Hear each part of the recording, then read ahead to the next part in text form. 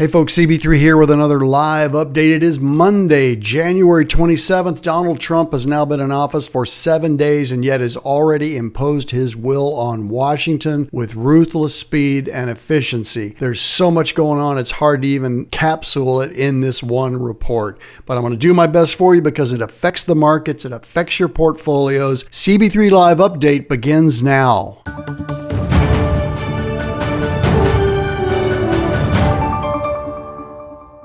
In this episode, I'm going to tell you about a lot of the things that have happened this past week, and you may wonder, how is this going to affect my portfolio? And the answer is because the public right now is seeing this shock and awe wrecking ball that Donald Trump has exhibited throughout the federal bureaucracy. And many people are encouraged by this and others are not. The reality is that consumer sentiment is being affected by the incredibly fast speed of events that's happening right now. Trump and his team have acted with stunning speed to begin removing or sidelining thousands of government workers, and he's also sought to give himself the power to fire tens of thousands more with the Schedule F addition. So I'll talk to you more about that on the monthly episode in February about Schedule F, but for now, just know that that gives the president more sweeping powers and allows him to go in and remove what he and his team perceive to be excess government employees. Not only that, he's fired 160 staffers at the National Security Council, and he fired the head of the U.S. Coast Guard and the Transportation Security Administration, those guys that monitor the airlines for us. So all kinds of things. The DEI initiative, diversity, equity, and income, has been totally disbanded. All the workers have been sent home. I would say the buildings are going to be for rent probably in 60 days. He's also let go 1,000 officials appointed by Biden years ago. And the White House, of course, is saying this is just the beginning.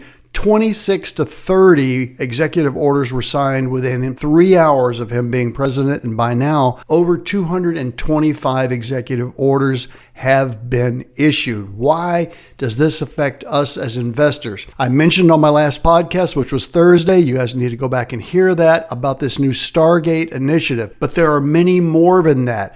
There are countries across the globe that now want to bring their dollars, big dollars, billions of dollars, to invest here. One, because they believe in this president and that he wants to see America being great. And if America is going to be great in their own country where that money is now, doesn't look like it's going to be so great because of the dollar local currency differential, then they want to be buying dollars and investing here. And that is good for us because it brings dollars into the U.S. markets. While a lot of people have been surprised at the speed of this, a lot of them have not. And I'm one of them. This is what he pledged to do. And in fact, I see the corporate media just wringing their hands and saying, how can this happen? What's going to happen to America? And my question for them is, why so serious? Why so serious? How did you not see this coming?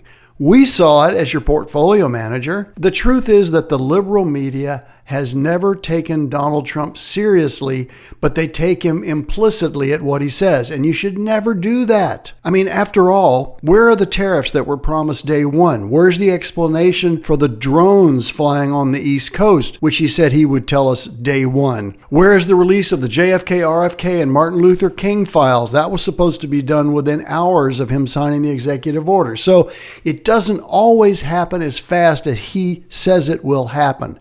It's a much better policy for you, in my opinion, and it's what I do. I take Trump seriously, but not literally. So that's why I say to the corporate media, why so serious, guys? Why so serious? Just listen to what's going on. Follow what's happening in the market. The S&P 500 hit a lifetime high last Thursday. It hit another intraday high on Friday and then settled down just a little bit. But we're heading into another strong week of earnings reports. And right now, as your portfolio manager, I like what I'm seeing. I can't comment on all the different social aspects of what's happening with the president's term. But what I can say is just literally 150 hours into this administration, when I see hundreds of billions of dollars targeted to be entering the U.S. to be invested in our infrastructure here, that encourages me.